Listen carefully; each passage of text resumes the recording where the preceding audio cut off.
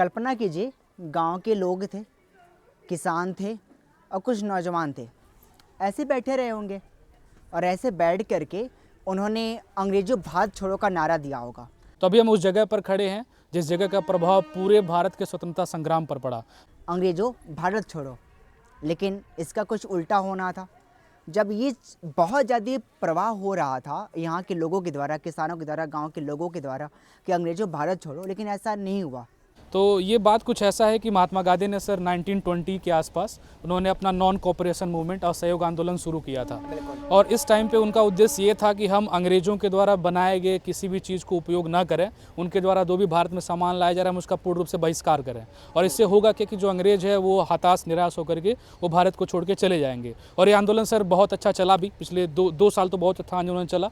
और उसके बाद अचानक एक घटना होती है जिसका प्रभाव पूरे भारत के स्वतंत्रता संग्राम पर पड़ता है, और वही घटना है चौरी चौरा हत्याकांड, जिसके बारे जो इतिहास के पन्नों में इसी नाम से दर्ज है।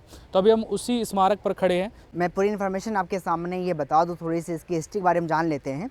हुआ यूँ था कि इस चौरी चौरा जो जगह है, एक गोरखपुर ज़िले में जो जगह पड़ता है, यहाँ के लोग, यहाँ के गाँव के लोग, यहाँ के किसान, यहाँ के नौजवान कुछ काम कर रहे थे। काम का मतलब क्या था, ये आंदोलन कर रहे थे।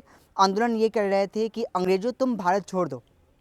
ये आंदोलन बहुत तेज़ मूवमेंट पे था, अंग्रेज़ों भारत छोड़ो छोड़ो, है ना, क्योंकि उनका मतलब था, भारत का मतलब था, हमारे महात्मा गांधी का मतलब था कि अंग्रेज़ों का सहयोग ना करना। लेकिन हुआ ये था कि जब हमारे किसान लोग, नौजवान लोग, गांव के लोग ये ज़्यादा मूवमेंट कर रहे थे, आंदोलन कर रहे थे, तो क्या हुआ कि जो अंग्रेज़ की टीम थी, जो अंग्रेज़ थे, हमारे किसानों के ऊपर लाठीचार्ज कर दिया। लाठीचार्ज किया तो कुछ लोग मर गए उसमें, है ना, कुछ लोग घायल हो गए।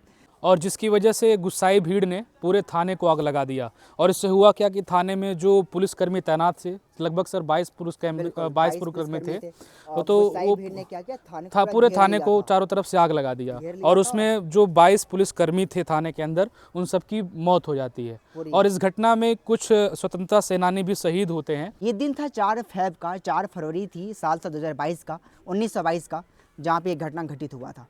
और जिनके नाम पर ये स्मारक बनाया गया है, मैं आपको दिखाना चाहूँगा। इस स्मारक पे अलग अलग पिलर्स पर उन स्वतंत्रता सेनानियों के नाम लिखे गए हैं जो इस घटना में शहीद हुए थे। ठीक है, तो आप देख सकते हो अलग अलग शिलापट पे अलग अलग नाम लिखा है। मैं कुछ नाम पढ़ना चाहूँगा, जैसे यहाँ से हम शुरुआत करते हैं सर। 2 नाम है यहाँ पे आपको दिख रहे होंगे। जैसे पहला है शहीद दुधई पुत्र राम शरण, एक नाम शहीद दुधई लिखा है। दूसरा है शहीद लाल मोहम्मद, जो इस स्वतंत्रता संग्राम में पार्टिसिपेट किए थे। अगले भी हैं जो कई अलग अलग पिलर्स के ऊपर लिखे गए हैं। एक अपने पास यहाँ पे हैं शहीद क्रांतिकारी भगवान पुत्र राम नाथ बलिया। यानी कि कहा जाए कि जितने भी भारत से इस स्वतंत्रता संग्राम में जिन्होंने पार्टिसिपेट किया था चौरी चौरा हत्याकांड में, और जो शहीद हुए थे, उनकी याद में स्मारक बनाया गया।